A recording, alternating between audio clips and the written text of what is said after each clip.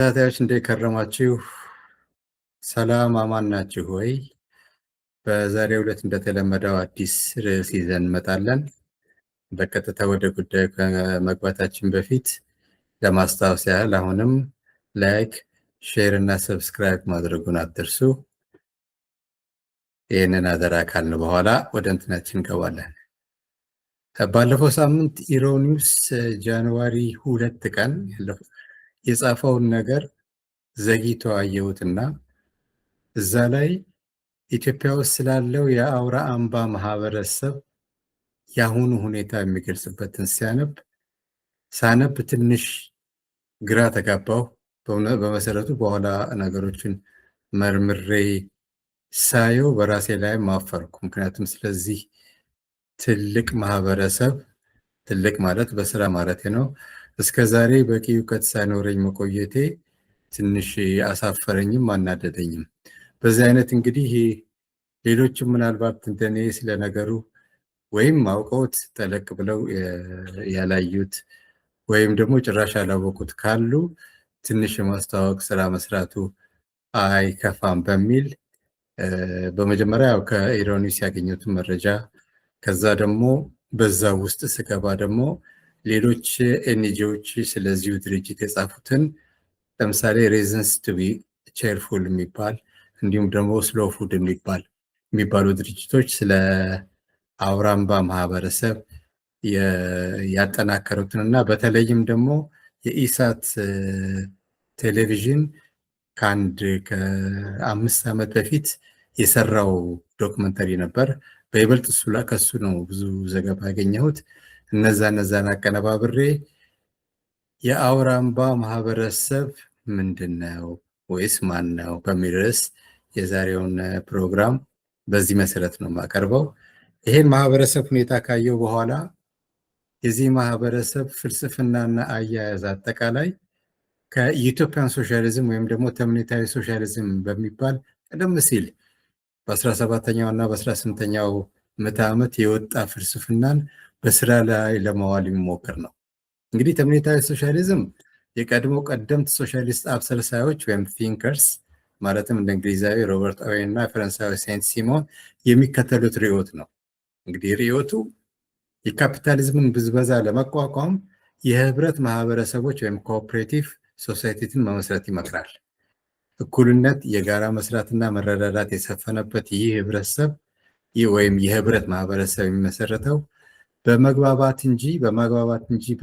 በማግባባትና በእቅድ እንጂ በአብዮት ወይም ደግሞ በኃይል አይደለም እና ይሄ ማህበረሰብን በኋላ ያየው ደግሞ ቶማስ ሞር የተባለው ኢትዮጵያን የሚል ስም አወጣለት ወይም ኢትዮጵያን ሶሳይቲ ያለው። በሌላ አነጋገር ተምኔታዊ ማህበረሰብ ለማለት ነው። ይሄ ማህበረሰብ ሰላማዊ፣ እኩል የሆነ የበለጸገና ተደሳች ማህበረሰብ ሆኖ ወንጀል፣ ጉቦና ብዝበዛ የሌሉበት ነው። ስለዚህ ቶማስ ሙር ኢትዮጵያ የሚለውን መጠሪያ ያወጣው የትም የሌለ ኦር ኖ ፕሌስ እንደማለት ነው። እንዲህ አይነት ነገር አይቻልም ለማለት ነው። አንድ ማህበረሰብ ሰላማዊ የሆነ እኩል የሆነ የበለጸገ እና ተደሳች ማህበረሰብ ሆኖ ብዝበዛ፣ ጉቦ፣ ጸብ የሌለበት ትንሽ ሊሆን ማይችል ነው። እንዲሁ በቲዮሪ እንያዘው ለማለት ነው። ለዚህ መጠሪያ ምክንያቱ ተምኔታዊ ማህበረሰብ ከፍተኛ ቁጥር ባለው ማህበረሰብ ውስጥ አይቋቋምም፣ ቢቋቋሙም ሊዘልቅ አይችልም ከሚል ሂሳቤ ነው። ለማንኛውም ይሄ የኢትዮጵያን ሶሻሊዝም ፍልስፍና ይሄ ሲሆን ይሄን የተፈላሰፉት እንግዲህ በእንግሊዝና በፈረንሳይ ያሉ ደው የተማሩ ብቻ ሳይሆን በጣም ምሁር የሆኑ የጠለቁ ሰዎች ናቸው። እኛ ጋር ግን እነዚህ ሰዎች መኖራቸውንም ማያውቁ በትምህርት ከሄድን ከማንበብና መጻፍ እዛ ላይ እንኳን ያልደረሱ ሰዎች ናቸው። ፍልስፍናውን አውጥተው አንድ ሰው ናቸው ያወጣው ወደ ስራ አስገብቶ ከ50 ዓመት በላይ ይሄን ማህበረሰብ መስርቶ ለመምራት የቻለው እና ስለዚህ ይሄ ትንሽ ስለገረመኝ ያንን ነው እንትን የምለው። አውራምባ የሚባለው ቦታ እንግዲህ ከአዲስ አበባ 631 ከባህር ዳር 74 ከወሮታ ደግሞ 12 ኪሎ ሜትር ርቀት ላይ የሚገኝ በደቡብ ጎንደር ዞን ፎገራ በተባለ ቦታ የሚገኝ መስራቹ ዙምራ ኑሩ ይባላሉ። ይህ ግለሰብ እንደነገርኳችሁ ማንበብና መጻፍም አይችልም እንኳን ትምህርት ሊገባ። ነገር ግን የጅማ ዩኒቨርሲቲ በዚህ 50 ዓመት ውስጥ እሱ እንኳን የሰጠው ትንሽ ቆይቶ ነው እንደ 40 ዓመት እንበለው ፍልስፍናውን ማውጣቱን ያን ፍልስፍና ደግሞ በስራ ላይ ለመዋል መቻሉን ይሄን በስራ ላይ ሳይውል ደግሞ ብዙ ችግርና ውጣ ውረድ አሳልፈው መሆኑን ከግምት ውስጥ በመውሰድ የክብር ዶክትሬት ሰጥቶታል። ስለዚህ አልፎ አልፎም ዶክተር ዙምራ ኑሮ የምንለው ከዚህ ተነስተን ነው እና እንዳው ትንሽ የገረመን እዛው ጎንደር ውስጥ ወይም ደግሞ እዛው አካባቢ ያሉ ዩኒቨርሲቲዎች ይሄን ነገር ሳያስቡት የጅማ ዩኒቨርሲቲ አስቦ ለዚህ ሰው የክብር መስጠቱ ለዩኒቨርሲቲውም ክብር እንድሰጠው ምክንያት ሆኖኛል። ለማንኛውም የአውራምባ ማህበረሰብ በዶክተር ዙምራ ኑሮ የተመሰረተ በሀገር በቀል ፍልስፍና የሚመራ ማህበር ነው። ይሄን ያልኩበት ምክንያት ራሱ ከልቧ ወጥቶ የፈለሰፈ ነው እንጂ ቅድም የጠቀስኳቸው ሰዎች ያሉትን አንብቦ ወይም ደግሞ ከነሱ ጋር ምንም ግንኙነት ኖሮት አይደለም። መስራቹ ዙምራም ሆነ ሌሎቹ መስራቾቹ እንኳን ዘመናዊ ትምህርትና ማንበብና መጻፍም የማይችሉ ግለሰቦች ናቸው እና ራሱ ዙምራ ኑሪም ቢሆን ከባህላዊ የአማራ ህብረተሰብ የተገኘ የሙስሊም ቤተሰብ አባል ነው እና ኢሳት ላይ ሲያቀርቡት መጀመሪያ ልጆች ሲዘምሩ ነው መታየት እና አዳም አባታችን ሔዋን እናታችን አንድ ነው ደማችን የሚል ነው። ይሄ እንግዲህ የእሱ የፍልስፍና መሰረት ነው። ሁላችንም በቋንቋ ወይም ደግሞ በቀለም ላይ እንችላለን፣ ነገር ግን የሁላችንም አባትና እናት አንድ ከሆኑ እኛም አንድ ነን የሚል እንትን ነው የተነሳው። ይህ ግለሰብ ዙምራ ኑሮ በግምት በ1938 ዓ.ም ነው የተወለደው። አባትየው ቀደም ሲል ያረፉ ሲሆኑ እናትየው ግን ቆይተው ኖረዋል። እንደውም ለአውራ አምባ ማህበረሰብ አባላት ስለ ልጃቸው ሲናገሩ በተወለደ በ6 ወሩ በእግሩ መሄድ ጀመረ፣ በ4 ዓመቱ ጥያቄዎችን ማቅረብ ያዘ ብለዋል እና መፈላሰፍና መጠየቅ ለጥያቄዎቹ መልስ ማግኘት የጀመረው ገና በ4 ዓመቱ ነው። እንግዲህ የሚጠይቃቸው ጥያቄዎች ምን ነበሩ ይባል 4 ጥያቄዎች ናቸው። ወደ በኋላም ፍልስፍናው በ4 መሰረታዊ ነገሮች የሚመራ ነው እና ምንድነው ያለው? እናትና አባት ለምን እኩል አይተዳደሩም ነው የመጀመሪያ ጥያቄው። እዛው ቤት ውስጥ ሆኖ የቤተሰቡን አኗኗር ሲያይ ቀን አባትና እናቱ እርሻ ላይ ይውላሉ፣ ሲደክሙ ይውላሉ። ከዛ ከተመለሱ በኋላ አባትየው ያርፋሉ ወይም ቁጭ ይላሉ ወይም ደግሞ አልጋ ላይ ይተኛሉ። እናትየው እንደገና እስከ ምሽቱ 6 ሰዓትና 7 ሰዓት ሲሰሩ ይቆያሉ። የቤተሰቡን ምግብ ሲያሰናዱ፣ ውሃ ቅርተው ሲያመጡ እና በቃ ሲታትሩ ነው አባትየው አርፈው ማለት ነው። በዚህ መካከል እንግዲህ አንድ ነገር እንኳን ተሳስተው ካልሰሩ ወይም ካበላሹ ቁጣ ይኖርባቸዋል። አንዳንዴም ሊኮረኮሙ ይችላሉ እና ይህ ለምን ሆነ አለ። እናትና አባቴ ሁለቱም እኩል ናቸው፣ ሰው ናቸው። ቀን እርሻ ላይ አብረው ነበሩ እና ማታ እንደገና ብቻዋን እናቴ የምትፈጋበት ምክንያት ምንድን ነው? እሱ ስለምን ውሃ መቅዳቱን፣ እንጀራ መጋገሩን፣ ወጥ መስራቱን፣ ማንኛውም ነገር ሊጥ ማብኳቱንም እንትን አይልም፣ አይሳተፍም። ብቻ ሁለቱ ለምን እኩል አይሆኑም ነው። ሁለተኛ ያየው ነገር በራሱም ከቤተሰቡ በአካባቢውም ህፃናት ከአቅማቸው በላይ የሆነ ስራ እንዲሰሩ ለምን ይገደዳሉ? ስራው ከአቅማቸው በላይ እንደመሆኑ መጠን ስህተት በሚሰሩበት ጊዜስ ለምን ይቀጣሉ? መጀመሪያ ከአቅማቸው የበለጠ ስራ መስጠት አልነበረባቸው፣ ህፃን ናቸው። እሺ ሰሩ። ሲሰሩ ደግሞ ካቃታቸው ወይም ደግሞ ሲያጠፉ ደግሞ መቀጣታቸው ትክክል ነው ወይ የሚል ሁለተኛ ጥያቄ ነው። ሶስተኛ ጥያቄው ሲያይ እንግዲህ ማህበረሰቡን ደህና ሰዎች፣ ገበሬዎች ምን አብረው ሲበሉ ሲሰሩ እና ሲዝናኑ ያያል።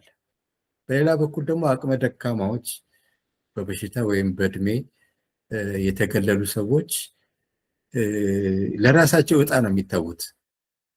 ህብረተሰቡ ሲያጫውታቸው ሲንከባከባቸው አላየም እና ሰው እንደመሆናችን መጠን ለምን እንዲህ እናደርጋለን ነው። አራተኛው ጥያቄው ትንሽ ከፍ እያለ ሲሄድ የሚጠይቀው ይመስለኛል። ሰውን ሲዋሸው፣ ሲቀማው፣ ሲደበድበው፣ ሲገለው ስናይ አውሬዎች እስከዚህ የከፋ ምን ሰሩ?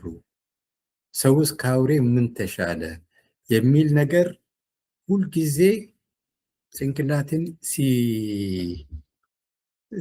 በቃ ሲበላው ይኖራል እና ለዛ ጥያቄ ቶሎ መልስ ለማግኘት ሞከርኩ ነው የሚለው እና ሪዝን ቱ ቢ ከርፉል የሚባለው ድርጅት ስለ አውራምባ ሲናገር አውራምባ የሚደነቅ ታስበውበት የተሰራ ማህበረሰብ ነው የሚለው።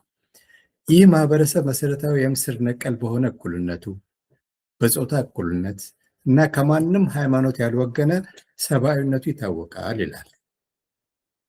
ይህ ማህበረሰብ ያሉትን ልማዳዊ አሰሮች ይከተላል። ለምሳሌ በደቦ መስራት፣ በጋራ ማምረት ማለት ነው፣ ወይም የጋራ ስራ፣ በኮሚቴዎች በኩል በሚደረግ ዲሞክራሲያዊ የውሳኔ አሰጣጥ ስልቶች፣ እንዲሁም ትምህርትና በጋራ መከባበር መርሆች የሚተዳደር ማህበረሰብ ነው ብሎ በአድናቆት ነው እንትን የሚለው። ይህ የዙምራ ኑሩ ፍልስፍና 4 መሰረታዊ ዋልታዎች አሉት ወይም መርሆች። መጀመሪያው የጾታ እኩልነት ነው። ቅድም እንዳየሁት እንደነገርኳቸው ከጥያቄው ተነስተው ነው። ወንድና ሴት ሁሉንም ስራዎች ልጅ መንከባከብንም፣ ውሃ መቅዳትንም፣ እርሻንም ተከፋፍለው ይሰራሉ። ለምን አይሰሩም? ለምን የተወሰነ ስራ የሴት የተወሰነ ስራ ለወንድ ይሆናል? ሴቶች በውሳኔ አሰጣጥ ይሳተፋሉ። ይህ እንግዲህ ከአካባቢው የፓትሪያርካል ስሜት በጣም የሚጋጭ ነው። ሴትና ወንድ እኩል ናቸው። በስራ ሴቷ ማረስም ትችላለች፣ ወንዱም እንደዚሁ ማብኳት መጋገሩን ይችላል። ተከፋፍለው ይስሩት እንጂ ለምሳሌ ዛሬ ሴቷ እርሻ ላይ ውላ እንደሆነ ነገ ደግሞ የቤት ስራ እሷ ትሰራለች፣ እርሱ ደግሞ እርሻ ላይ ይሄዳል። ብቻ በእኩልነት መስራት አለባቸው የሚል በጾታ እኩልነት ላይ ነው ዋናው የመጀመሪያው መሰረታዊ ዋልታ። ሁለተኛ ደግሞ አጠቃላይ እኩልነት ነው። ይሄ እኩልነት ምንድን ነው? ሃይራርኪካል የሆነ አሰራርን የሚሰርዝ ነው። የስልጣን ተዋረዶችን፣ ስራዎችን በሙሉ በደቦ ወይም በጋራ መስራት። እንደዛ ሲሰራ አንደኛ ድካም ይቀነሳል፣ ሁለተኛ ምርቱ ይጨምራል። ከዛ የተመረተውን እኩል መካፈል እና እርስ በርስ በመረዳዳት ብዝበዛን መቋቋም ይቻላል እና እንዲህ እናድርግ ነው የሚለው። ሁለተኛው እንትኑ እኩልነት ነው። የመጀመሪያው የጾታ እኩልነት ብቻ ነው። ሁለተኛው ግን የማህበረሰቡን እኩልነት ነው። ሶስተኛው ዓለማዊ ስብዕና አለው። ይሄ ማለት ሴኩላር ሂውማኒዝም የሚለውን ለመተርጎም ነው። ሴኩላር የሆነ ነው አሰራሩ፣ ዓለማዊ ነው። ይህ መርህ የሚያተኩረው ሁሉም ሰብ በሚከተለው ሴቶች ነው። በሁሉም ላይ ራሽናሊቲ እና ግብረ ገብነት ያለው አኗኗር ይላል። እንግዲህ ራሽናሊቲ ከዚህ በፊት ለማቅረብ ሞክሬያለሁ። በምክንያት መስራትና ውጤት ተኮር የሆነ አስተሳሰብና አሰራር ነው። ይሄ እንግዲህ አሁን እንኳን እኛ ዩኒቨርሲቲ ከገባን በኋላ ነው ምን እንደሆነ የተማርነው እና እሱ መጀመሪያ ነው እንግዲህ ኤቲካል ሊቪንግን ስራ ላይ ሶስተኛ ዋልታ ያደረገው የፍልስፍናው ማለት ነው። የተለየ ቀኖና ሳይሆን ሁሉንም ሃይማኖቶች እኩል ማክበር። ሃይማኖት እያንዳንዱ ሰው የግል እንትን ነው። ማህበረሰቡ እንደ ማህበር አንድ ሃይማኖት የለውም። የተለያዩ ሃይማኖት ቅልቅል ነው። አሰራሩ ግን ዓለማዊ ነው። ወይም ደግሞ ዓለማዊ ስንል አንዳንድ ጊዜ ኔጋቲቭ እንትን እንዳይሰማው ሴኩላር ማለት ነው። ሐሰት መናገርና ሌብነትን ከልባችንና ከአእምሯችን ማስወገድ አለብን ስል ይላል ዙምራ። የውጭ ሰዎች ይሄ የማይቻል ነው አሉኝ ይላል ለስሎ ፉድ አባላት ሲነግራቸው ነው። እና ይህን ከተረዱ በኋላ የስሎ ፉድ የሚባለው ኤንጂኦ ነው። ራሽናሊቲን ሳይማሩ የተገበሩ ሰዎች ናቸው የአውራምባ ሰዎች፣ በተለይ ዙምራ ይላል። በዚሁ አካሄድ ደግሞ ልጆችን ማብዛት አያበረታታም። ምክንያቱም ማህበረሰቡ እንደሚያምነው ማለት የአውራምባ ማህበረሰብ ልጆች ከበዙ ወላጆች በቅቢ እንክብካቤና ቁጥጥር ለማድረግ አስቸጋሪ ይሆንባቸዋል የሚል ነው። አሁንም ሌላ ግብረ ገብነት ምን ይከተላል? ጋብቻን ነው። ጋብቻን በተመለከተ መጀመሪያ ጋብቻ የሚፈጸመው በተጋቢዎቹ ሙሉ ፍቃድ ሆኖ እድሜያቸው ሴት 19 ወንድ 20 እስኪደርስ ድረስ መጠበቅ ይኖርባቸዋል። ከዛ በራሳቸው ፍቃድ መጋባት ይችላሉ ማለት ነው።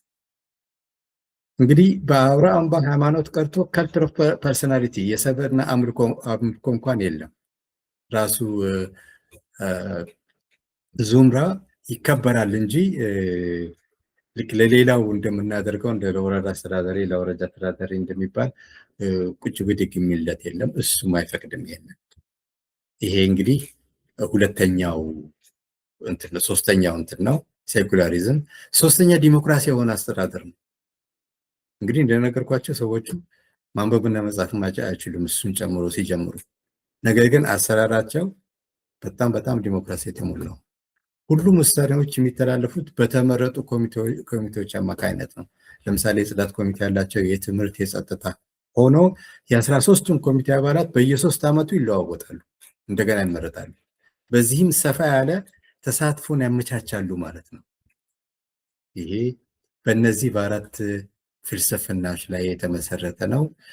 በመጀመሪያ እሱ እንደ ፍልስፍና ባያስቀምጠውም ትምህርትና በጎ አድራጎትነትም ትልቅ ቦታ አላቸው። ለትምህርት ቅድሚያ ይሰጣል፣ በነፃ ነው ትምህርት። አረጋውያንና በሽተኞችን መደገፍ፣ አለዕድሜ ጋብቻ መከልከልን ያጠቃልላል። እነዚህ ሁሉ በሱ ውስጥ ያሉ ፊሎሶፊዎች ናቸው። በዚህ የኢሳት መጠይቅ ላይ ፕሮግራም ላይ የፕሮግራሙ መሪ ይጠይቁታል። አንተ የምትለው አዳም አባታችን፣ ሔዋን እናታችን፣ ሁላችንም አንድ ነው ደማችን ነው የምትለው፣ ዓለምስ ይሄን የሚቀበለው ይመስልሃል ወይ? የቀረ ቀርቶ ከጥቂት ዓመታት በፊት እንኳን የተካሄደው በዚህ በሰሜን የተካሄደው ጦርነት ከእናንተ 35 ኪሎ ሜትር ውጪ ነው። እንኳን ወንድማማች ሊሆን ሰው እንደምታየው በዘር በቋንቋ እንኳን እንትን ተብሎ ይዋጋላል። አይ እሱ የመለሰው ምንድነው? እኔ ያ አይመለከተኝም፣ ሁሌም እጮሃለሁ፣ አንድ ቀን የሚሰማኝና የሚጠይቀኝ ይመጣል ብሎ መልሶላቸዋል። እንግዲህ ይሄ ሰውዬ ይሄን ሁሉ እውቀት ያገኘው ከተፈጥሮ እውቀት ነው፣ ኮመን ሴንስ ከሚባለው ማለት ነው። ብዙዎቻችን ተምረን ውጭም ሀገር ውስጥም ተምረን ያላገኘ ነው ፍልስፍና ነው። ፍልስፍና ደግሞ ዝም ብሎ ፍልስፍና ብቻ ሳይሆን ስራ ላይ ውሎ ከ500 በላይ ሰዎች አባል ያሉበትን ማህበረሰብ ለ50 ዓመት የመራና አሁንም እየመራ ያለ እውቀትና ፍልስፍና ነው ማለት ነው። ለማንኛውም በልጅነቱ እነዚህ ነገሮች ካወጣ ካወረደ ከሰው ጋር ከተነጋገረ በኋላ በ1964 የአውራ አምባ ማህበረሰብን መሰረተ እና ደህና ሲሰራ ከረመ። በደርግ ጊዜም በ1975 ህጋዊ እውቅና አገኘ እና ጠየቁኝ፣ በጋራ ሰርተን በጋራ ነው የምንተዳደረው ስላቸው፣ እንግዲህ ከነሱም ሶሻሊዝም ጋር አብሮ ይሄዳል ብለው ነው መሰለኝ ሰጡት እውቅና። ግን እየቆየ ነገር መጣ። ይሄው ምንድነው? ማህበረሰቡን አካባቢ ያለው ይሄን የአውራ አምባን ማህበረሰብ የቀረው ህብረተሰብ በፍጹም አልወደደው። ምክንያቱም እነሱ የሚሉት እንግዲህ ሴትና ወንድ እኩል ናቸው ነው የሚለው። ሁሉም ማህበር ውስጥ ደግሞ ሴትና እኩል ወንድ መሆኗን ለመቀበል ትንሽ ይቸግራል። እንኳን በኢትዮጵያ ልማዳዊ ማህበረሰብ በከተማም ቢሆን እንደዛ አይነት ነገር አለ። ሁለተኛ በወንዱ ላይ ስራ ላይ ያበዙበት ነው። እንግዲህ ወንዱ ነው ማህበረሰቡን የሚመራው። እንደገና በልጆቹ ጉልበት እንዳይጠቀም ሊያደርጉት ነው እንደፈለገ። ስለዚህ ተነሱባቸው። ከዚህም ውጭ ደግሞ ምቀኝነትም አለ። የአውራ አምባ ማህበረሰብ በጋራ ሰርቶ በጋራ ውጤት ሲያገኝ ሌሎች ላይ ያለው ችግር እነሱ ላይ ሳይታይ ምርታቸው ሲስፋፋ፣ ሰላማቸው ሲዳብር በመካከል ምንም ጣጣ የለም። ፖሊስ፣ ፍርድ ቤት ምናምን ዝርም አይሉ። ትንሽ ቅናትም አለ። አልተኙለትም እና ብዙ ሙከራ አድርገዋል። ግን በ1980 ሙከራቸው ዋጋ አገኘ። ያን ሰሞን እንግዲህ ትንሽ ህዝባዊ ወያኔ ሓርነት ትግራይ በጣም እየተንቀሳቀሰ ያለ ጊዜ ስለነበረ እዛ ላሉት የደርግ አባላት የአውራ አምባ ማህበር ከወያኔ ጋር እኮ አንድ ነው፣ በቃ ብዙ ግንኙነት አለው ስላሉት ደርግን ፊቱን አነሳበት። ምንም አማራጭ ስላልነበረው በ1980 ዓ.ም ዙምራና አባሎቹ ጠቅላላ ቀየሙን ለቆ በመሰደድ በከፋ ቦንጋ ሄዱ። ትተው ያንን መሬቱና ንብረቱንም የአካባቢ ሰው ተቀራመተው። በመሰረቱ እነሱ ከሚያምንበት ውጭ ማመኑ ብቻ ሳይሆን ያለሙት መሬት የሰሩት ቤት የሚያመረቃ የሚያስቆመጭ ስለነበረ ያን ለመውረስም ነው እንግዲህ ምቀኝነት ነው ነገሩን ያደረገው ማለት ነው። በዚህ መሰረት ለ4 ዓመት በችግር ኖሩ እዛ። ደርግ ከወደቀ በኋላ ግን ኢህአዴግ ተቀበለው ድርጅቱንና ወደ ቦታቸው መለሳቸው፣ እንዲመለሱ ፈቀደላቸው። ስለዚህ ከ4 ዓመት ቆይታ በኋላ በዙምራ ኑሩ እና የአውራምባ ማህበራት ወደ ቀድሞ ቦታቸው ተመለሱ። ይሁንና መሬታቸው በከፊል በአካባቢ ህዝብ ተወስዶ የተረፋቸው 18 ካሬ ሜትር ብቻ ነበር ነው ሄክታር ብቻ ነበር። ተስፋ ሳይቆርጡ ያንኑ በጋራ ማረስ ጀመሩ። ይሄ ችግር እንደውም ወደ ሌላ ነገር ገፋቸው። ዙምራ ኑሩ ጥሩ የሆነ የሽመና ክህሎት አለው። እንደገና ደግሞ ባንክ የአሸማመን ስርዓት ብቻ ሳይሆን የተለያየ ነገርን በየጊዜው እያሻሻለ ይሰራዋል። ያን ነገር በጣም እያሻሻለ። ስለዚህ አባላቶቹን ግማሾቹን በዛ ሰለጠናቸው።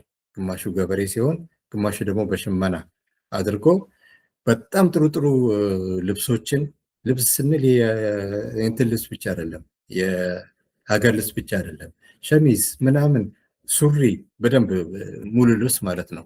እንዲሁም የአልጋ ልብስ የተመሳሰሉትን መስራት ጀመሩ። እንዳውም አንድ ጊዜ የውጭ ጎብኚ ሲመጣ ከፋይ ለብሶ ያየዋል እና ሄዶ በእጁም በምናምኑ ሞከረው ጨርቁን። ከዛ ቀጥሎ ከፋይም ማምረት ጀመሩ ማለት ነው። እንግዲህ ሰውየው ትንሽ የፈጠራ ችሎታም ላቅ ያለ ነው። ወደ በኋላ እንድናየው ደግሞ ወደ በኋላ እንደማመጣላቸው እንደ መሐንዲስም ይቃጠዋል ቤት ስራ ላይ ወይም ደግሞ የቤት ውስጥን አሰራር ላይ በኋላ እንመጣበታለን። እንግዲህ በአሁኑ ይዞታው በአጠቃላይ የአውራምባ ማህበረሰብ አባላቱ መሰረታዊ ፍላጎታቸው የተሟላ ማለት በጋራ ይሰራሉ፣ በጋራ ያመርታሉ፣ ያን በጋራ ይከፋፈላሉ፣ ለትምህርት ቅድሚያ የሚሰጡ፣ ለህፃናትና ለአረጋውያን የተለየ እንክብካቤ የሚያደርጉ፣ በሌላ ቦታ የማይቻለው በተማሩና ባልተማሩ በግልና በጋራ ሀብት መካከል ያለ ቅራኔዎችን አጥፍተው በሰላም የሚኖሩ፣ ዲሞክራሲያዊ የህዝብ ተሳትፎ ያላቸው፣ አካባቢና ተፈጥሮን በሚገባ ተንከባክቦ የያዘ ለሌሎች ተምሳሌ የሚሆን ማህበረሰብ ለመሆን በቅተዋል ይላል የኢሳት ዶክመንተሪ። ነገሩም እንደዛ ነው። አሁን ይሄ ነገር በጣም ውጤት ማስገኘቱን ሲያዩ የአውራምባ መንደር የትምህርት ደረጃው፣ የነዋሪው የእድሜ መጠን ስንል ይሄ ላይፍ ኤክስፔክታንሲ ሰው የሚሞትበት አማካይ እድሜ ኢትዮጵያ 48 ሲሆን አውራምባ የትና የት ወደ ላይ ነው። የፆታ እኩልነቱና የምጣኔ ሀብት እድገቱ ከኢትዮጵያ አማካይ ብሔራዊ ደረጃ እጅግ የበለጠ ሆነ። ይሄ ደግሞ ትልቅ እንትን ፈጠረ። ይህን ውጤት የተገኘበትን ምክንያት ለማወቅ አማካሪዎች ከኢትዮጵያ መንግስትም፣ ከዓለም ባንክ፣ ኦክስፋም እንዲሁም ከእርዳታ ድርጅቶች የአውራምባ መንደርን መጎብኘቱን ተያያዙት እና በጣም ብዙ ጎብኚዎች ያገኝ ጀመረ። የጎብኚዎቹ ብዛት እንደገና የቱሪስት ሆቴልን እየከፈተ ገቢውን እንዲያዳብር አደረገው። ከነሱም ደግሞ ብዙ ትምህርት አገኘ። እንግዲህ ይህ ማህበረሰብ ምስጋና አድናቆት ቢያገኝም በአንጻሩም ጠላትነትና ግጭትነትም አስተናግዷል። እንደነገርኳቸው ባህላዊ የሆነው የኢትዮጵያ ማህበረሰብ አልተቀበለውም እና አንድ ጊዜ በመንደሩ መካከል ቦምብ ተወርውሮ ፈንድቶ ነበር። እንደው የመታደል ሆኖ ማንም አልተጎዳም። ሌላ ጊዜ የመንደሩ ነዋሪዎችን በጥይት ለመምታትም ተሞክሮ ነበር። አልፎ አልፎ ማሳቸውና ጎራቸውን ለማበላሸትም ተችሏል እና ገበየሁ የሚባለው ትምህርት ቀመስ የሆነ የዛ ማህበረሰብ አባል ለስሎ ፉድ ድርጅቶች ሲያስረዳቸው በምንሰራው ስራ ሀብትን በማስተዳደር እንደዚሁም ውሳኔ በማድረግ ረገድ ሁላችንም እኩል ነን። በወንድና ሴት መካከልም ቢሆን ምንም የተለያየ ነገር የለም። ይሄ ታዲያ ከአካባቢው ህብረተሰብ ጋር ሊያስማማን አልቻለም፣ በክፉ ያዩን ጀመር ብለው ነግሯቸዋል። ማህበሩ ከላይ ለጠቀስናቸው መርህ የመገዛቱና በእነሱም የመተዳደሩ ሁኔታ ብዙ ዝና እንዲያገኝ ሆነና ብዙ ሰው መጣ ብያቸዋለሁ። ወደዛ ከመጡት አንዱ ሳልማ መኩሪያ የምትባል በፊልም ስራ የታወቀች ኢትዮጵያዊ ነች። ማሳቹሴት ነው የምትኖረው። የከበርቴ ሰፈር ማርታ ቬኒያርድ የሚባለው ነው የምትኖረው እና እሷ ምን ብላለች? ስለ አውራምባ ማህበረሰብ ፊልም ለመስራት ያበቃኝ ምክንያት እነዚህ ሰዎች ከምንም ተነስተው ምንም ትምህርት ሳይኖራቸው የሚኖሩበትና የሚሰሩትን ማህበረሰብ በምሁሮቻቸው ቀርጸው በመረጡት መንገድ የሚኖሩት ማህበረሰብ ለመገንባት በመቻላቸው ተደንቄ ነው ብላለች። ለኢሮኒስት ነው ይሄን ያስረዳቸው። እንግዲህ በተለያዩ ሰነዶች እስከተገኘ መረጃና የማህበረሰቡን አባላት በማነጋገር ኢሮኒስ በርካታ በአውራ አምባ ያደጉ ወጣቶች ለዩኒቨርሲቲ መብቃታቸውን ማረጋገጥ ተችሏል። ይህም ማህበረሰቡ በሚከተለው ጠንካራ የትምህርት መርሆ መሰረት ነው። የሚገርመው ግን ከዩኒቨርሲቲ ትምህርታቸውን ካጠናቀቁ በኋላ በከተሞች ስራ እንደመቀጠር ብዙዎቹ ወደ ማህበሩ ተመልሰው መስራት ነው የመረጡት እና ይሄም ሳልማ መኩሪያን ካስገረማት ነገር አንድ ነው። መንገዱ አቧራና ቆሻሻማ ነው። እንደዛም ሆኖ እነዚህ ባለዲግሪ ወጣቶች ስራቸውን የቀጠሉት በመንደሩ ነው። በሙያቸው ላይሰሩ ይችላሉ፣ ግን ስልጣን የስራ ተዋረድ የለበትም። ሁሉም እኩል ይሰራሉ። ባለዲግሪዎቹም ዲግሪ የሌላቸው ሳይሆን ማንበብና መጻፍ ማይችሉም፣ ግን በጋራ ደግሞ ይከፋፈላሉ ማለት ነው። በዚህ ነጥብ ላይ እሷን አጅቦ የመጣው ፎቶግራፍ አንሺ ምን ይላል? በመንደሩ ድህነት የለም፣ ሁሉም ጥሩ የሚባል ቤት አለው። በአካባቢ ያለው የድህነት ምጣኔ እጅግ ዝቅተኛ ነው። ሁሉም ስራ አለው፣ ሁሉም የነፃ ትምህርት ያገኛል። የበጎ አድራጎትም ስርዓት አለ። እንግዲህ ይሄ የዌልፌር ሲስተም ሁሉ አላቸው ነው። ትንሽ የሚገርም ነው። ይህን ሁሉ ለማድረግ የአውራምባ ማህበረሰብ ብዙም የተፈጥሮ ሀብቶች የሉትም፣ ትንሽ ነው ያሉት፣ ግን የቅባት እህሎች አላቸው። ያንን ለምግብ ዘይነት ያውላሉ። ያን የምግብ ዘይት ደግሞ በሎካል ፋብሪካ ሰርተው ራሳቸው ተርፎ ለማህበረሰቡ በመሸጥ ገቢ እንዲገኝ ያስችሏቸዋል። ይሄ ማለት ግን ይሄ ሁሉ ጥሩ ነገር ሲኖር ማህበረሰቡ በህብረተሰቡ ዘንድ በሌላው ህብረተሰብ ዘንድ ቅድም እንደነገርኳችሁ ቅሬታ አላሳደረም ማለት አይደለም እና ገበየሁ እንደሚለው አብዛኞቹ መሪዎች የተፈጠሩት የኢትዮጵያን ባህላዊ አሰራር በመገዳደር ነው፣ ቻሌንጅ በማድረግ ነው። ልብ አድርጉ እንግዲህ 500 ሰው ከ500 እስከ 600 ቁጥር ያላቸው ናቸው የአውራምባ ማህበረሰብ ማህበር አባላት ከ135 ሚሊዮን ነዋሪ መካከል ማለት ነው እና አነስ ያሉ ናቸው። ቅድም እንዳልኳችሁም እንደው ቢሞከርም በትልቅ ማህበረሰብ ስር ለምሳሌ በ10 ሺህ በ20 ሺህ ምናልባት ሊቻል ማይቻል ይሆናል። ግን በየቦታው ጥቂት እንደዚህ አይነት ሁሉ ቦታ ቢቋቋሙ ምናልባት ከችግሮቻችን ከብዙ እንላቀቅ ነበር ለማለት ነው። ለማንኛውም ይሄንን ማህበረሰብ አሁን ፍልስፍናውን እንዴት ስራ ላይ እንደዋለና እንዴት እንደሚተዳደር ኢሳት ከዘገበው ላይ በፈርጁ ለማየት እንሞክር። መጀመሪያ አውራምባ ህፃናትን እንዴት ነው የሚይዘው እና የህፃናት መዋያ ጋር ሲሄዱ በትልቁ የተጻፈ ሰላም፣ ፍቅር፣ መረዳዳትና መከባበር የሚሉ ነገሮች አሉ። ዋና መሪዎቹ እነዚህ ናቸው። ህፃናት በመልካም ግብረገብነት ኮትኩቶ ያሳድጋል። ስራን ገና ከልጅነታቸው እንዲማሩና እንዲወዱት አቅማቸውን ያገናዘበ ስራ እንዲሰሩ ያደርጋል። ስድብ፣ መጣላት፣ መቀማማት የመሳሰሉት ነገሮች ነውር ናቸው እና ብዙን ጊዜ የከሌ ህፃን ጨዋ ነው በሚባለው መጠን እነሱ ጠቅላላ ያሉትን ህፃናት በዛ ደረጃ ነው ያላቸው ማለት ነው። ግብረገብነት ያላቸው፣ ስራንም የሚወዱ እንደውም ህፃናት በየ15 ቀኑ ሌላው ህብረተሰብ የሚከፋፍሉትን ስብሰባ እንዲመሩ ሁሉ ይደረጋል። ያጥፉም ይሳሳቱም፣ ግን እያደጉ ሲሄዱ የበለጠ እየዳበሩ ይሄዳሉ ማለት ነው። ማህበረሰቡ በትምህርትና እውቀት አጥብቆ የሚያምን እንደመሆኑ መጠን አንድ በደንብ የተደራጀ አጸደ ህፃናት አሉት። በዚህ አጸደ ህፃናት ግን የአካባቢው ህፃናት መጠቀም ይችላሉ። በዛ በአካባቢ ያሉት ማለት ነው። ሌሎች የነሱ አባል ያለው ነው። በአጭሩ ህፃናት በግብረ ገብነትና በመልካም ሰብዕና ታንጸው ያድጋሉ። ከዚህም አልፎ አንደኛ ደረጃ ትምህርት ቤት አለ። በተጨማሪም የአውራምባ ማህበር ከገቢው 36% መድቦ ያሰራው አዲስ ራዕይ ሁለተኛ ደረጃ ትምህርት ቤት አለ፣ በደንብ የተሰራ። ይሄም ትምህርት ቤት 1000 አካባቢው 60 ደግሞ የራሱ ልጆች ይማሩበታል። 1000 አካባቢው የራሱ 60 እና ቤተ መጻሕፍቶች አሉ 2 መደርደሪያና ጠረጴዛ ከጭቃና ከጨፈቃ የተሰሩለት ቤተ መጻሕፍት ስላሉ ተማሪዎቹ በመጽሐፍትም አይቸገሩም ማለት ነው። ህፃናት እንግዲህ እንዲህ ነው የሚያዙት፣ እንዲህ ነው የሚያድጉት። አቅመ ደካሞችስ? አንድ በንጽህናና በጥሩ መዓዛ የታጠነ የአረጋውያን ማዕከል መጦሪያ ቤት አለው። አረጋውያን ለስራ ሰውነታቸውን ቢስላቸው ወደዚህ መጦሪያ ቤት መጥተው ለእያንዳንዱ አንዳንድ ክፍል አላቸው። 12 ጧሪዎች ያለበት እያንዳንዱ አረጋዊ የራሱ ቤት አለው። ስለዚህ ለብቻ ለመሆን ሲፈልግ ቤቱ ይቀመጣል። በጋራ ለመሆን ሲፈልግ ደግሞ ውጭ ወጥቶ እንትን ይላል።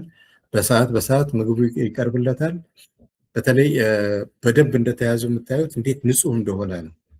እና የኢሳት ሰዎችም ያዩት ምንም ሽታ እንኳን የለውም። በደንብ ይጠረጋል፣ ልብሳቸው ይታጠባል ማለት ነው። እና አቅመ ደካሞች እንደዛ ነው የሚያዙት።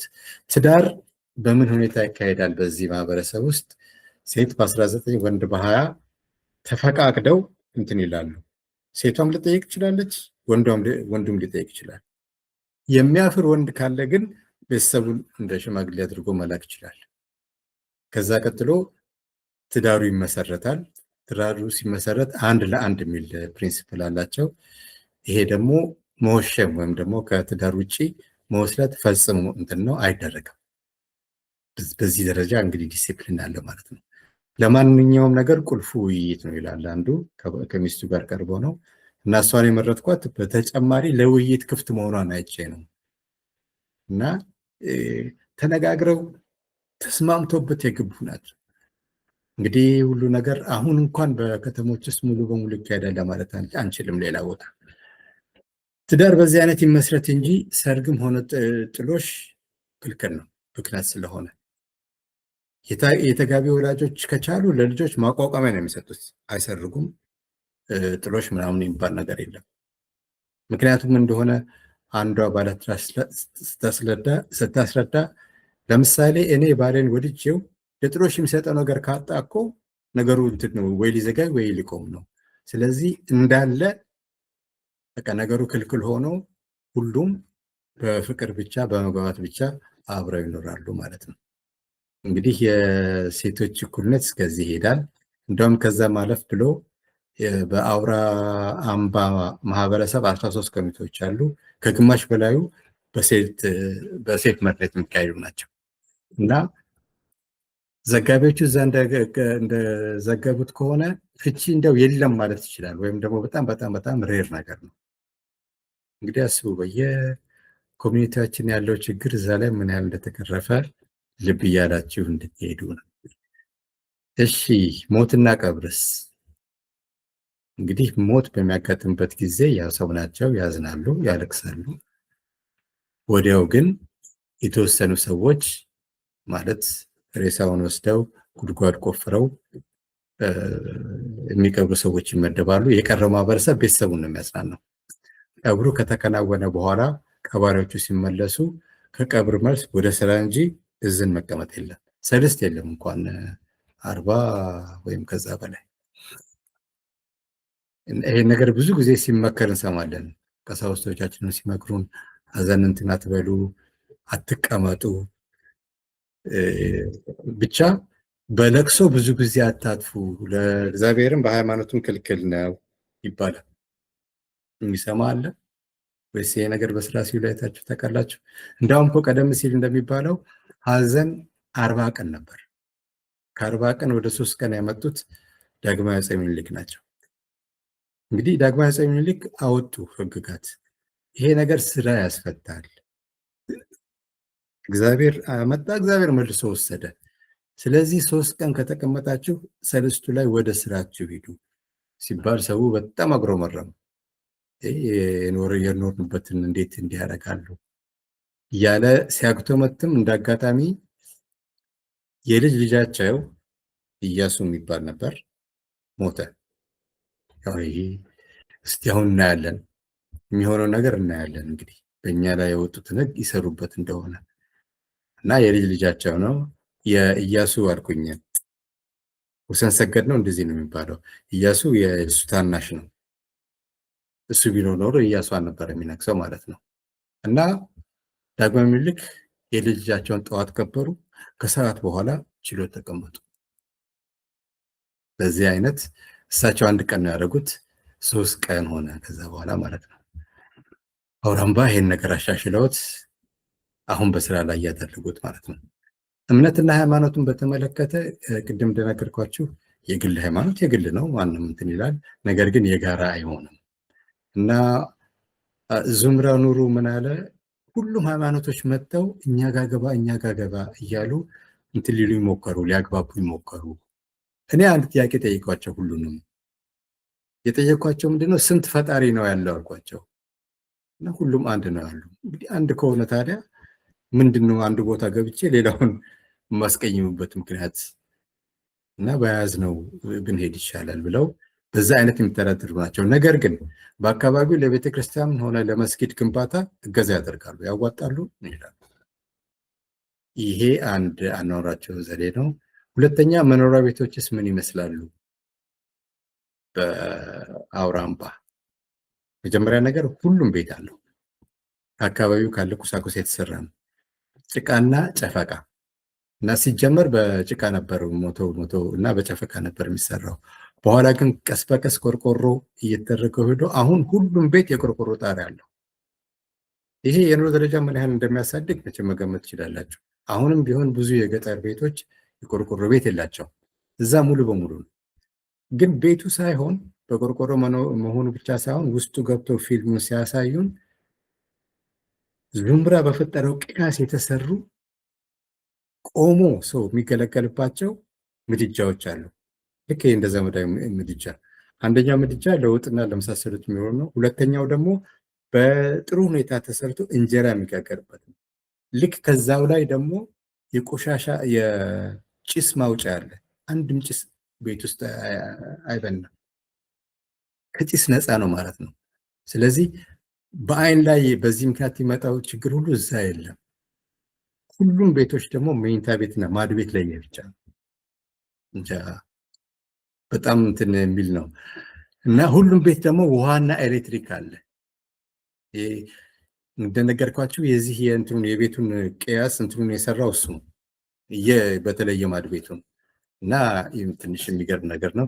በዚህ አይነት እንግዲህ 140 አባወራዎች አሉ፣ ከ500 እስከ 600 ለሚሆኑ ሰዎች ማለት ነው። ይሄ በዚህ ተያዘ።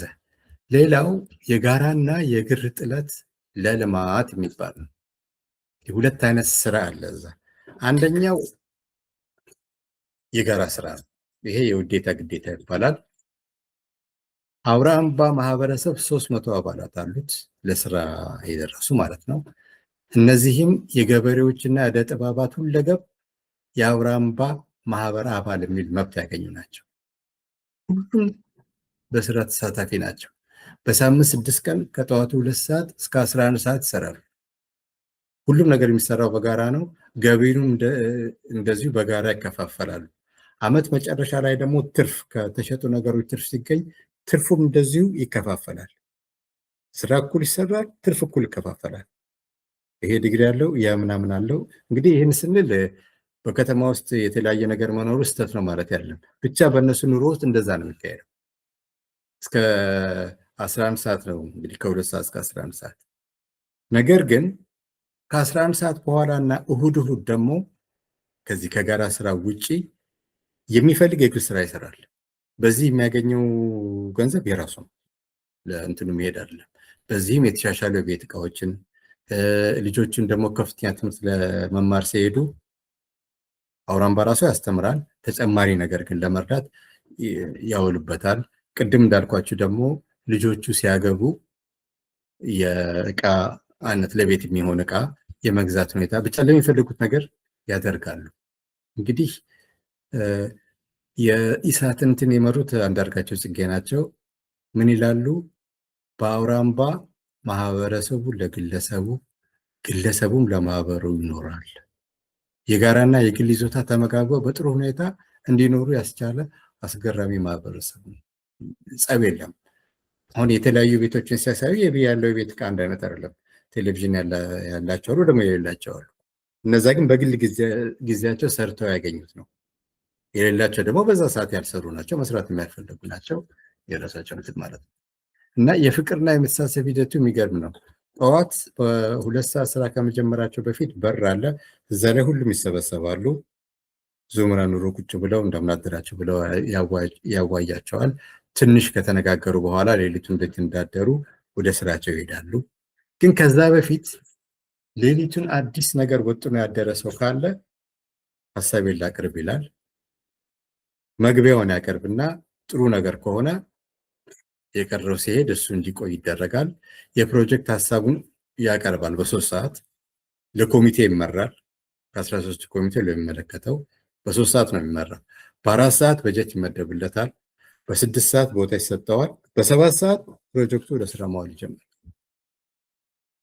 እንዲህ አይነት ነው እንግዲህ ቢሮክራሲ የለም። ከስራ መልስ በ11 ሰዓት እንደገና ስብሰባ ይኖራል። አጭር ስብሰባ ይደረግና ደህና ደሩ ተባብለው ይለያያሉ ማለት ነው። እንዲህ ነው፣ ጠበቅ ያለ ግንኙነት ነው ያላቸው ማለት ነው።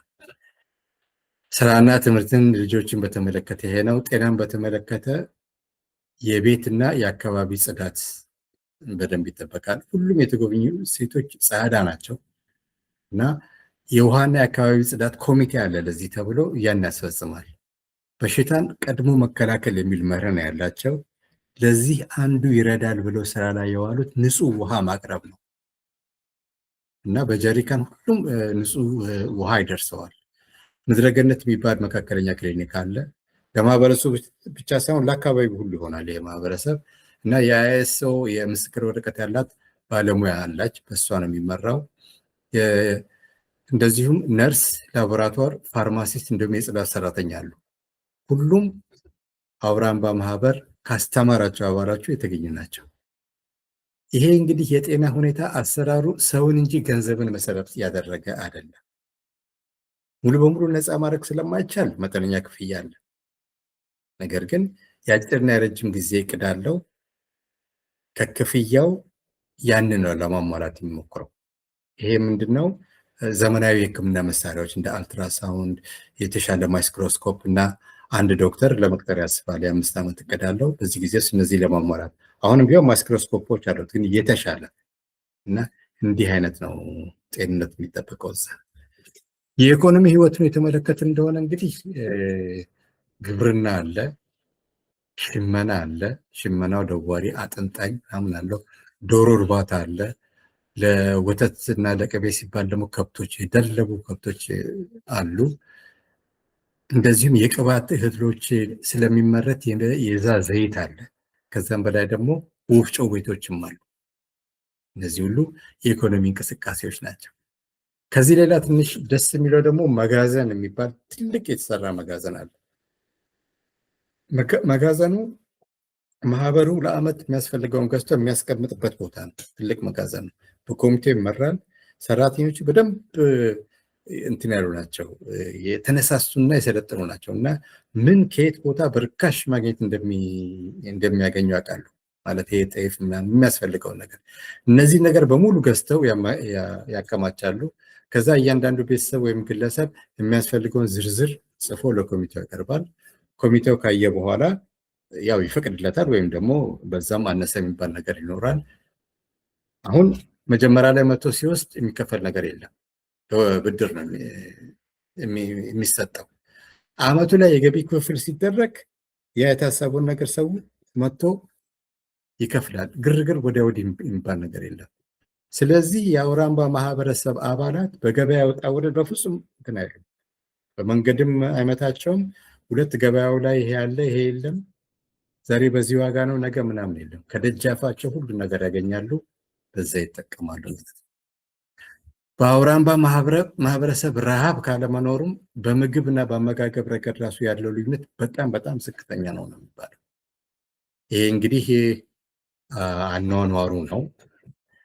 አኗኗሩ ሲሆን በሌላ በኩል ደግሞ ተፈጥሮን እንዴት ነው ትሪት የሚያደርገው ወይም ደግሞ የተፈጥሮ እንዴት ነው የሚይዘው አውራምባ ማህበረሰብ እና አቶ ዙምራ ኑሩ፣ ዶክተር ዙምራ ኑሩ ባርኔጣቸው የተለየ ነው እና አረንጓዴ ሆኖ እንዲህ ተክሎች ያሉበት ነገር ነው የሚመስለው። እንግዲህ ለግሪን ናቸው ማለት ነው። የግሪን ፓርቲ ታውቃላችሁ አለ። እዚህ ለተፈጥሮ ትልቅ ነገር ይሰጣሉ እና በመተዳደር ደንቡ በተቀመጠው የውዴታ ግዴታ ዛፍን አለመቁረጥ፣ አለመንቀል። ይሄ እንትን ነው። ባል 2 ሚስት 2 ዛፍ በአመት ይተክላሉ፣ ተንከባክበውም ያሳድጋሉ። ግን የቦታ እጥረት ስላለ ይሄ ነገር በከፊል ስራ ላይ ያውላ እንጂ ሙሉ በሙሉ ስራ ላይ አይውልም። ሰፊ ቦታም እነሱም ስላላገኙ መንግስትም ስላልሰጣቸው አልፎ አልፎ ዛፍም ይቆርጣሉ። ግን መንከባከቡን በደንብ ይዘውታል። የአውራምባ ማህበረሰብ የሚያርስበትን መሬት ደህንነት ለመጠበቅ ይተጋሉ። ስለዚህ ጉዳይ ስሎው ፉድ የሚባለው ያየውን እንትን ሲል የእሱን ኢንተርቪው ነው የሚያቀርበው የዙምራ ኑሩን። የመሬታችን ንጥረ ነገሮች በየጊዜው መሙላትና መተካት አለብን። እንዲሁም አፈሩን ከመሸርሸር መጠበቅ ግዴታችን ነው። አለበለዚያ ለልጆቻችን ምን ልንተውላቸው ነው? ስለዚህ በየጊዜው የሰብል ልውጦች እናደርጋለን ይላሉ። ክሮፕ ሮቴሽን የሚባለው ነው። ይህ እንግዲህ ትንሽ ዘመናዊ እርሻም ላይ ጠቀስ የሚያደርግ ነው። ለምሳሌ በአንድ መሬት ላይ ሁሉ ጊዜ ማሽላ ብቻ የምትዘራ ከሆነ ከተወሰነ ዓመት በኋላ ምርቱ ይቀንሳል። ነገር ግን ለወጥ አድርገህ ሌላ ነገር ስታደርገው ከ2 ከ3 ዓመት በኋላ ተመልሰ ወደ ማሽላ ስትመጣ እንዲህ አይነት ነገር ማለት ነው። በዚህ አይነት የአፈሩን ለምነት ለመጠበቅ በየጊዜው ደግሞ በአመት 2-3 መዝራት አለብን እና እሱ ምን ይላል? እስከ ቅርብ ጊዜ ድረስ በአመት አንዴ ነበር ዝናብ ጠብቀን እናመርተው። ነገር ግን ለስሎው ፉድ ድርጅት ምስጋና ይግባውና የምድር ውስጥ ውሃ አስቆፍሮ ስላወጣልን አሁን በአመት 2-3 እናመርታለን ይላሉ። እንግዲህ ይህን የመሰለ ማህበረሰብ ነው። በአጠቃላይ በአሁኑ ኑሮ ብቻ ሳይሆን የረጅም ጊዜ እድገትም አለው። የ5 ዓመት የለውጥና የእቅድ ድርጅት አላቸው። እነዚህ በ6 ይከፈላሉ። አንደኛ የአውራምባ መረዳጃ ማህበር ስራና መረዳጃ ማህበር ነው። በዚህ ስር የምርትና የንግድ አመራር አለ። ማህበሩ 30 የሚጠጉ ሱቅ፣ የከብት እርባታ፣ ዶሮ እርባታ፣ ዘይት፣ ወፍጮ የተለያዩ አሉ። እነዚህ ሙሉ ይተዳደራሉ። ሁለተኛ የአውራምባ ወገን ደራሽ ግብረሰናይ ድርጅት አለ። ይሄ ግብረሰናይ ድርጅት በመንግስት እውቅና አለው። የተወሰኑ ወፍጮዎች በራሱ ስር ሆኖ የግብርና ሰናይ ስራ ይሰራል፣ ለወገን ደራሽ ማለት ነው። ለምሳሌ አንድ ሰው ቤቱ ቢቃጠል የእሳት አደጋ ተነስቶ ማለት ነው አይደለም፣ ይሄ የተቀመጠው ገንዘብ ለዚህ ጊዜ ነው የሚውለው። ቤቱ እንደገና ይሰራል፣ እቃውም እንደገና ይገዛለታል ማለት ነው። ሁለተኛው እሱ ነው። ሶስተኛው የአውራምባ የንግድ ድርጅት በ10 ሚሊዮን ካፒታል የሚመሰረት ነው። እሱ ገና በቅድ ነው። ሆቴሎችና የብሎኬት መስሪያ፣ የድንጋይ መፍጫና የመሳሰሉትን። አሁንም ቢሆን የተወሰኑ የቱሪስት ማረፊያ ሆቴሎች ያሉት ቤቶች እና እዛ ውስጥ ያሉት አልጋዎችን ብታዩ ስፋታቸውም ሆነ ከእንጨትና ከጨፈቃ ብቻ የተሰሩ ናቸው። እዛው ካለ ከድንጋይ በተለይ ከድንጋይ አምሮ የተሰሩ ናቸው። ከውጭ ምንም ነገር ማምጣት አላስፈልጋቸውም። የሲሚንቶ ችግር ምናምን የለባቸውም፣ አይጠቀሙበትም። እና ቱሪስቶችም ኢንተርቪው ሲደረጉ በጣም ነው ደስ ያላቸው። ያላዩትም ነገር ስለሆነ ትንሽ ይገርማቸዋል ማለት ነው። ሌላ ሊሰራ የታሰበው የማይክሮ ፋይናንስ ነው። ማይክሮ ፋይናንስ ታውቃላችሁ፣ የአነስተኛ ቁጠባና ብድር ማህበር ማለት ነው። ዶሮ እርባታው ተጀምሯል፣ እየተካሄደ ነው። 6ኛው ወደፊት የሚሰራው የአውራምባ ኢንተርፕራይዝ የስልጠና ማዕከል ነው።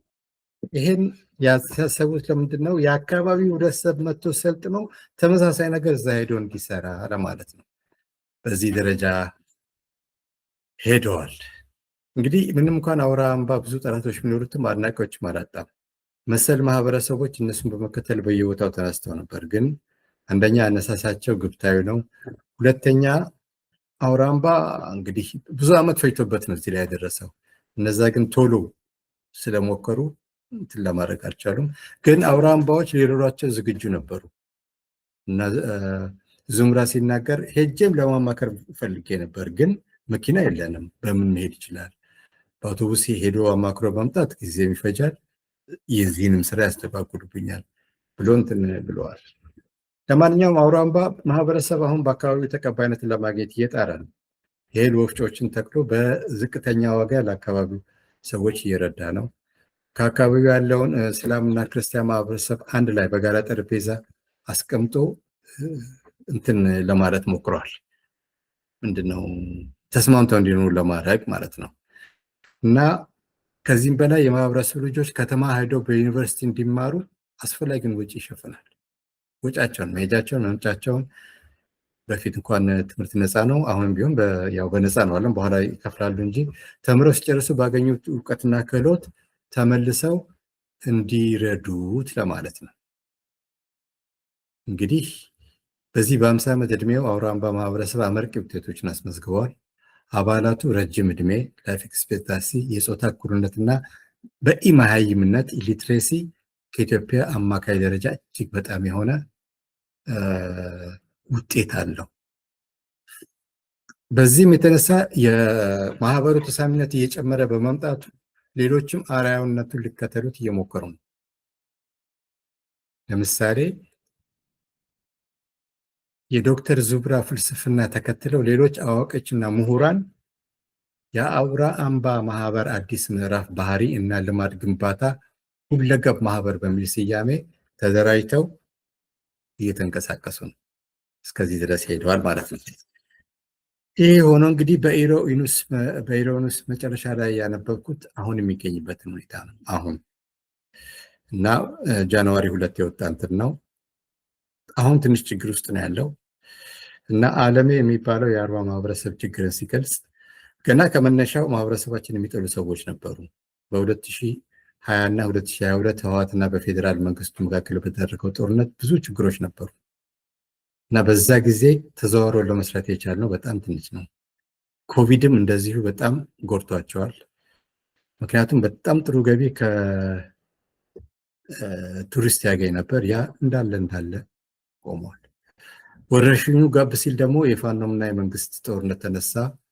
አሁን ግን እንደ በፊቱ ጦርነቱ ራቅ ብሎ ሳይሆን አውራምባ ከተንበር አይደለም እየተካሄደ ያለው።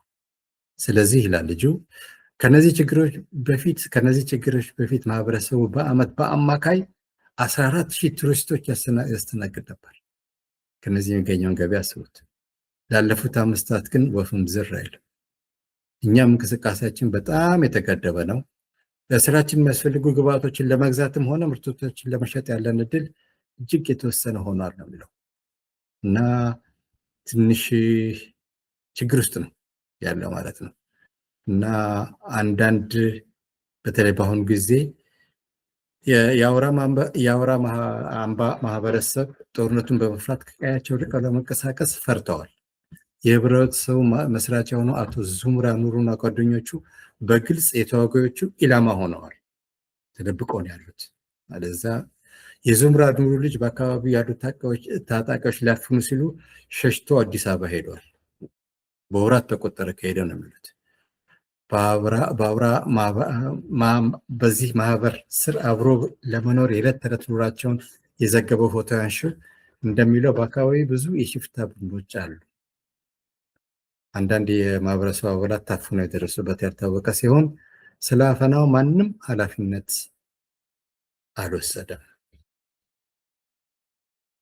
ትምህርት ቤቶቹም ተዘግተዋል። በዚህ ደረጃ ላይ ነው ያለው። እንግዲህ መቼም ይሄ ጊዜ አልፎ ከዚህ በፊትም ትልቅ ችግር ደርሶበት ተመልሶ ያገገመ ነው። እንዲያገግም ተስፋ እናድርግ። ግን እንደው የነዚህ ሰዎች እንትን በጣም በሚገርም ሁኔታ የበለጠ ምርምርና እንትን አድርጋችሁ ብታውቁ ይሄ ለመነሻ ድረስ ነው ያቀረብኩላችሁ። ብዙ የተማረ ህብረተሰብ በሚገኝበት ከተማም ሆነ የገጠር አካባቢ ሌሎቹ ማድረግ ያልቻሉትን ነው እሱ ማድረግ የቻለው። አንደኛ ሰላምና ጸጥታ የሰፈነበት ማህበረሰብ መመስረት፣ ሁለተኛ የገቢውን እጅግ ከፍ አድርጎ ሁሉም ሰው ባለቤት ሆኖ ያውም ደግሞ በቅጥር ደረጃ ደህና የሚባል ቤት ጤናው የተጠበቀ ልጆቹ በስነ ስርዓት የሚያድጉበት ህፃናት የሚንከባከቡበት ቤተሰብ ማህበረሰብ የመሰረቱ ሊደነቁና ሊረዱ የሚገባቸው ናቸው። ይሄ ነው የዛሬው ዝግጅቴ። አህለን ወሰህለን።